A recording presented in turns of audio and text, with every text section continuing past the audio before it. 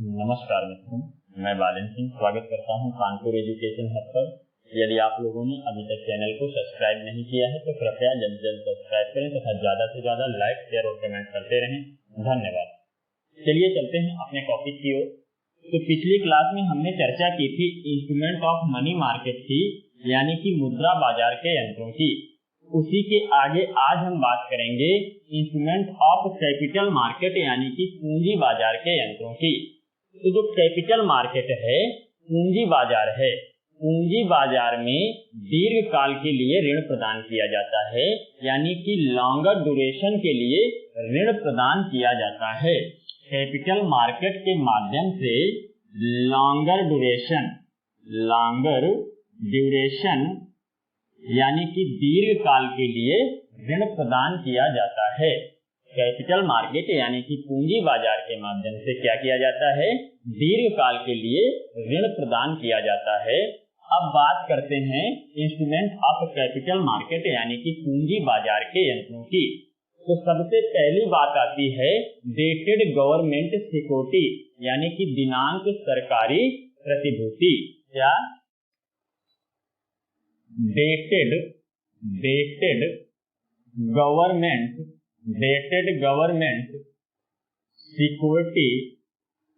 Dated government security, यानी कि दिनांक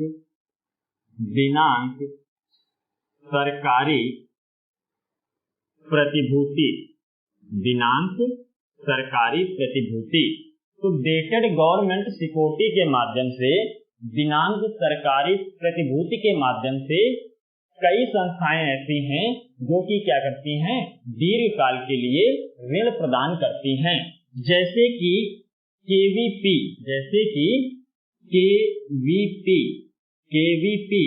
यानी कि किसान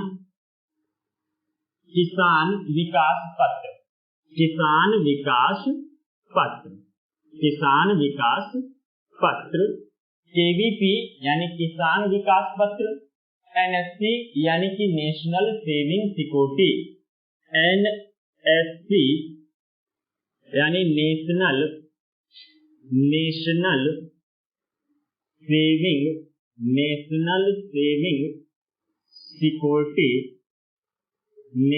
सेविंग सिक्योरिटी और आईवीपी यानी कि इंदिरा विकास पत्र। क्या? आईवीपी यानी इंदिरा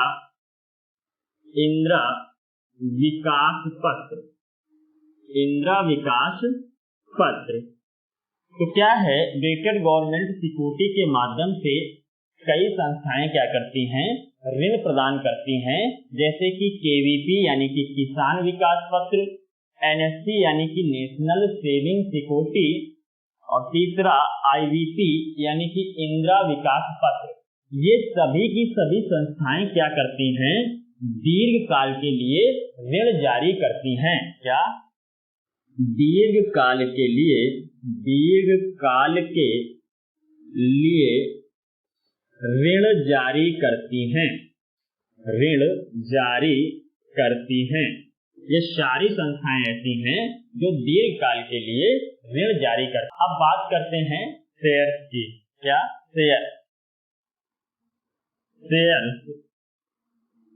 शेयर्स यानी कि हिस्सा या शेयर। शेयर्स यानी कि हिस्सा या शेयर। ये क्या होता है? तो शेयर्स जो होता है वह किसी भी कंपनी की सबसे न्यूनतम पूंजी होती है। क्या? शेयर्स किसी भी कंपनी की सबसे न्यूनतम पूंजी होती है। तो कह सकते हैं यह किसी भी कंपनी की सबसे न्यूनतम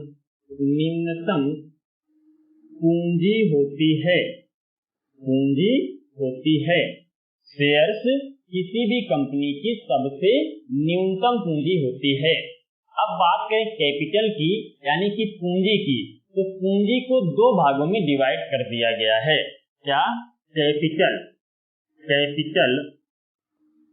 कैपिटल यानी कि पूंजी, तो पूंजी को क्या किया गया, दो भागों में बांट दिया गया है। पूंजी को दो भागों में बांट दिया गया है। पहला ऑथराइज्ड कैपिटल, क्या ऑथराइज्ड कैपिटल, ऑथराइज्ड कैपिटल यानी कि प्राधिकृत पूंजी, क्या प्राधिकृत पूंजी, प्राधिकृत पूंजी। और दूसरा पेड अप कैपिटल, क्या पेड अप कैपिटल यानी कि पेड अप पूंजी, पेड अप कैपिटल यानी कि पेड अप पूंजी। जो कैपिटल है, पूंजी है, इसे दो भागों में बांट दिया गया है। पहला ऑथराइज्ड कैपिटल यानी कि प्राधिकृत पूंजी, और दूसरा पेड अप कैपिटल यानी कि पेड अप पूंजी। अब बात कर लेते हैं ऑथराइज्ड कैपिटल यानी कि प्राधिकृत पूंजी क्या होती है। तो हेडिंग डाल लीजिए प्राधिकृत पूंजी, प्राधिकृत पूंजी, प्राधिकृत पूंजी यानी कि ऑथराइज्ड कैपिटल, क्या ऑथराइज्ड कैपिटल, ऑथराइज्ड कैपिटल, प्राधिकृत पूंजी यानी कि ऑथराइज्ड कैपिटल। तो ऑथराइज्ड कैपिटल क्या होता है, प्राधिकृत पूंजी है क्या? तो प्राधिकृत पूंजी किसी भी कंपनी की वह पूंजी होती है जहां तक कंपनी अपना शेयर मार्केट में जारी कर सकती है। क्या? जो ऑथराइज्ड कैपिटल है, ऑथराइज्ड कैपिटल किसी भी कंपनी की वह पूंजी होती है जहां तक कंपनी बाजार में अपना शेयर जारी कर सकती है। क्या? ऑथराइज्ड कैपिटल यह किसी भी कंपनी की वह पूंजी होती है, वह पूंजी होती है जहां तक कंपनी बाजार में अपना शेयर जारी कर सकती है, शेयर जारी कर सकती है। तो ऑथराइज्ड कैपिटल क्या है, प्राधिकृत पूंजी क्या है? तो प्राधिकृत पूंजी किसी भी कंपनी की वह पूंजी होती है जहां तक कंपनी मार्केट में अपना शेयर जारी कर सकती है। अब बात कर लेते हैं पेड अप कैपिटल की। क्या? Paid up capital, paid up capital, paid up capital यानी कि पेड अप पूंजी, पेड अप पूंजी। तो पेड अप कैपिटल यानी कि पेड अप पूंजी क्या होता है? तो प्राधिकृत पूंजी का वह हिस्सा जो शेयर धारकों द्वारा खरीद लिया जाता है उसे पेड अप कैपिटल यानी कि पेड अप पूंजी कहते हैं। प्राधिकृत पूंजी का वह हिस्सा जिसे शेयर धारकों द्वारा खरीद लिया जाए उसे पेड अप पूंजी यानी कि पेड अप कैपिटल कहते हैं। तो क्या? प्राधिकृत पूंजी का वह हिस्सा, प्राधिकृत पूंजी का वह हिस्सा जो शेयर धारकों द्वारा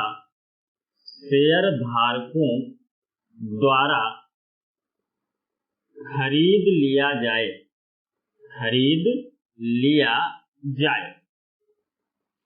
तो पेड अप कैपिटल यानी कि पेड अप पूंजी क्या है?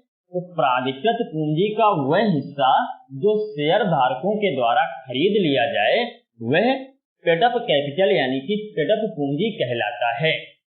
अब शेयर किस प्रकार से कार्य करता है? शेयर मान लीजिए किसी कंपनी के द्वारा कुछ शेयर खरीदे गए, उसके बाद क्या हुआ, शेयर की वैल्यू क्या होती है, शेयर की वैल्यू बढ़ जाती है, यानी कि कीमत क्या हुई, बढ़ गई।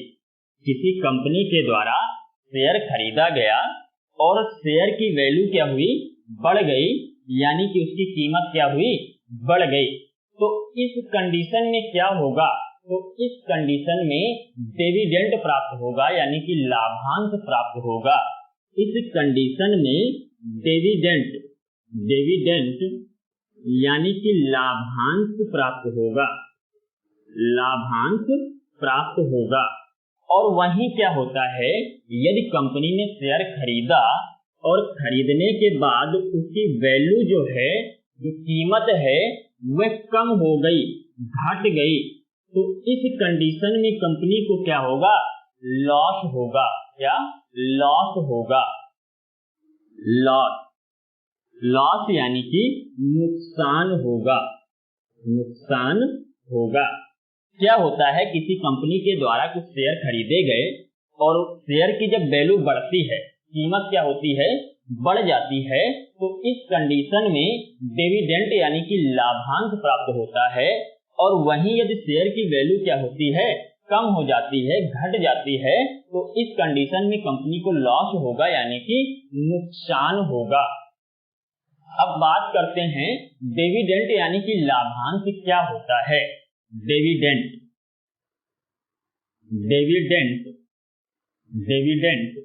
यानी कि लाभांश, डिविडेंड यानी कि लाभांश।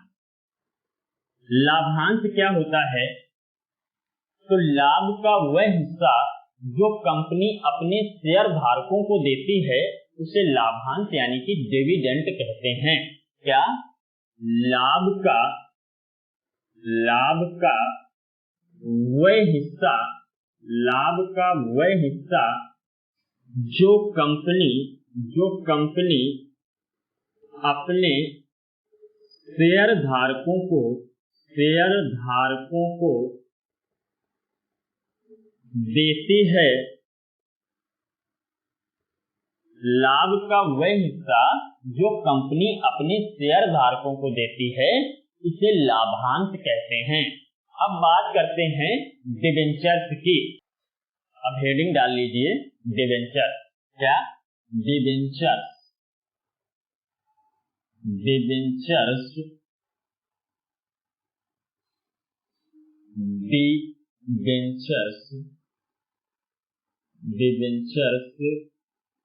यानी कि ऋण पत्र। तो डिबेंचर्स जो है, डिबेंचर्स किस प्रकार के फीचर्स रखता है या किस प्रकार के गुण रखता है। तो यदि बात करें डिबेंचर्स के फीचर्स यानी कि जो गुण हैं डिबेंचर्स के, वह किस प्रकार के हैं। तो जो डिबेंचर्स है वो गवर्नमेंट सिक्योरिटी की तरह होता है, सरकारी प्रतिभूति की तरह होता है। जो डिबेंचर्स है वह गवर्नमेंट सिक्योरिटी यानी कि सरकारी प्रतिभूति की तरह होता है। जो डिबेंचर्स हैं वह गवर्नमेंट सिक्योरिटी यानी कि सरकारी प्रतिभूति की तरह होते हैं, लेकिन ये सरकारी प्रतिभूति नहीं होते हैं। इसमें सरकारी प्रतिभूति की अपेक्षा रिस्क एलिमेंट तथा ब्याज दर अधिक होता है। क्या इसमें सरकारी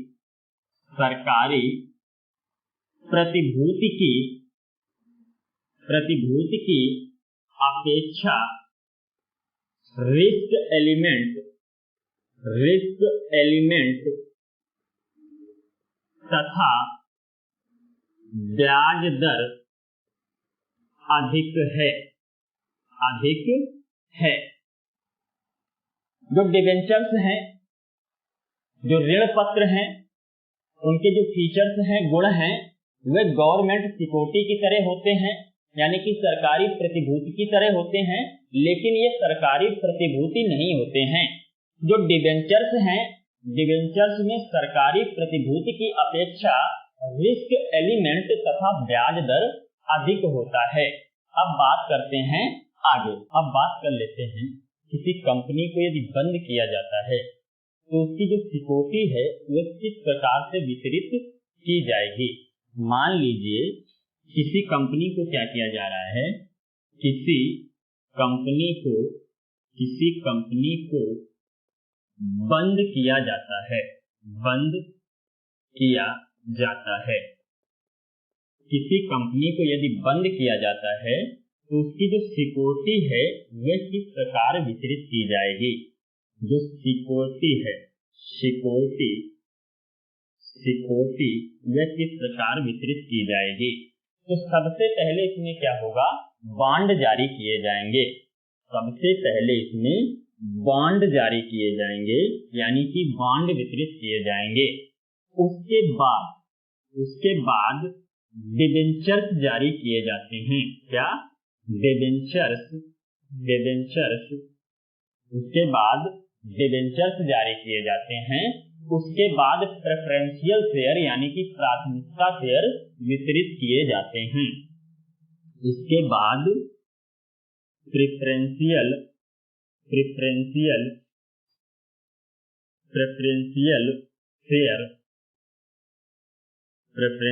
शेयर यानी कि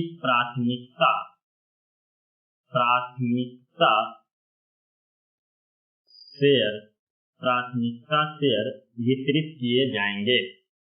उसके बाद इक्वालिटी शेयर दिए जाते हैं। क्या? Equality share. क्या? इक्वालिटी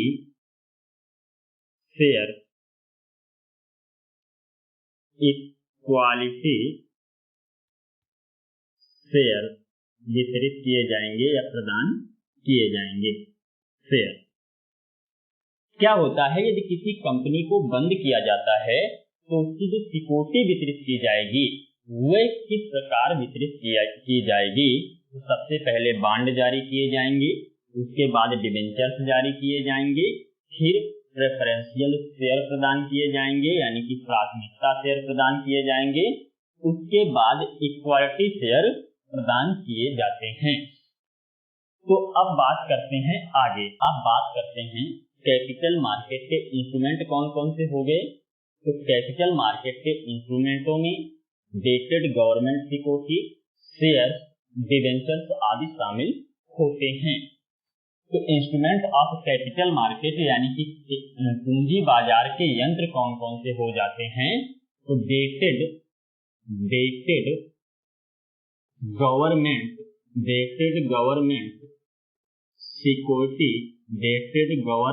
सिक्योरिटी, दूसरा शेयर्स,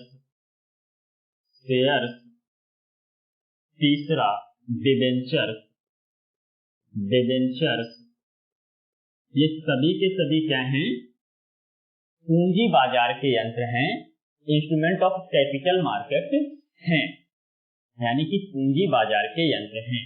अब बात कर लेते हैं सेबी की। सेबी क्या? SEBI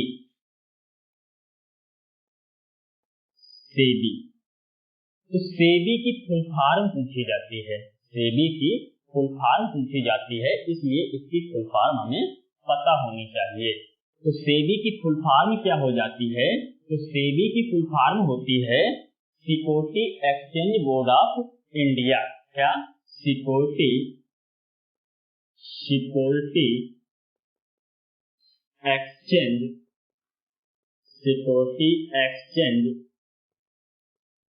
board of India. SEBI की फुल फॉर्म क्या होती है। तो सेबी की फुल फॉर्म होती है security exchange board of India. अब बात करें सेबी का गठन कब किया गया।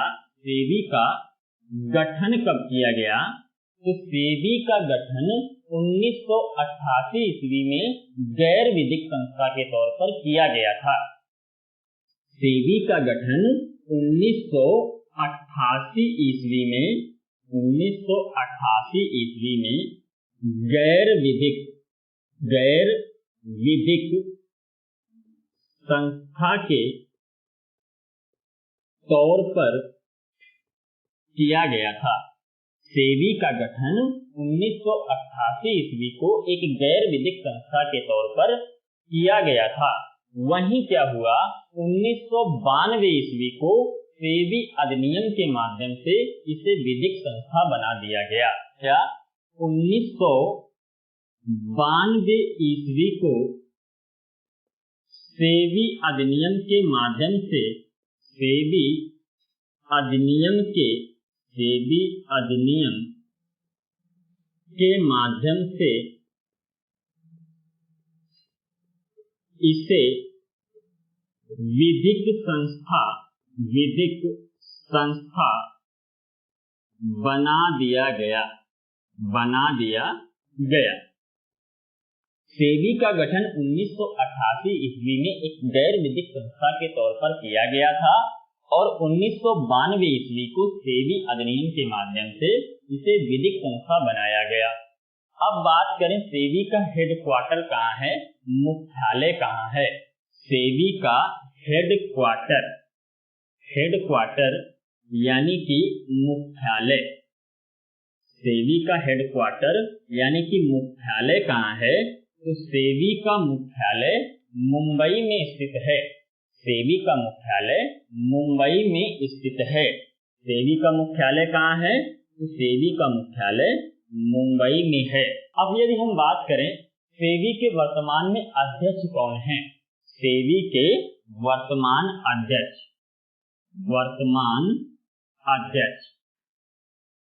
तो सेबी के वर्तमान अध्यक्ष एस.के. मोहंती हैं।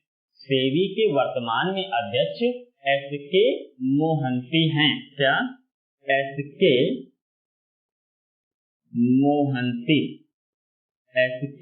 मोहंती सेबी के वर्तमान में अध्यक्ष एस.के. मोहंती हैं। अब बात करते हैं सेबी के कार्य कौन कौन से हैं। सेबी के कार्य,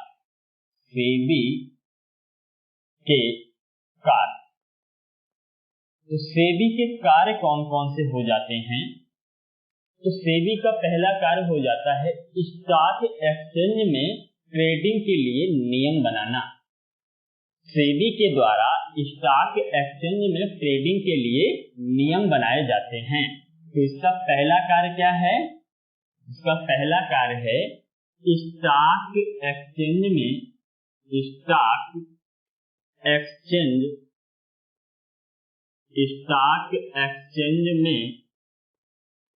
ट्रेडिंग के लिए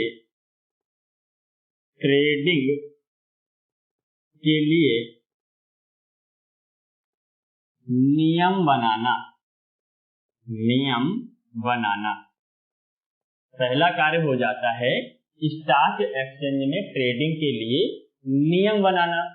दूसरा, निवेशकों में जागरूकता लाने का कार्य भी सेबी के द्वारा किया जाता है। क्या निवेशकों में जागरूकता लाना, निवेशकों में जागरूकता लाने का कार्य भी सेबी के द्वारा किया जाता है, जिससे कि ज्यादा से ज्यादा निवेश हो सके।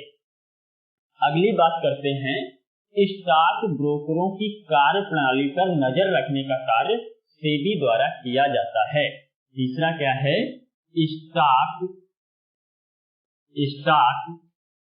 ब्रोकरों पर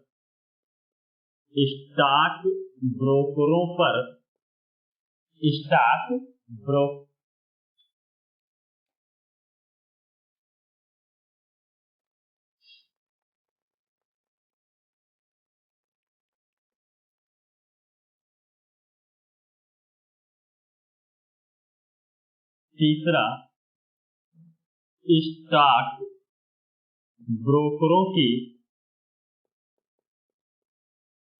कार्यप्रणाली पर नजर रखना। तो स्टॉक ब्रोकरों की कार्यप्रणाली पर नजर रखना यानी कि देख रेख करने का जो तीसरा, स्टॉक ब्रोकरों की कार्यप्रणाली पर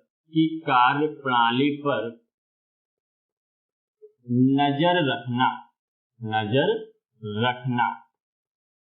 स्टॉक ब्रोकरों की कार्यप्रणाली पर नजर रखने का कार्य यानी कि देख रेख करने का कार्य सेबी के द्वारा किया जाता है।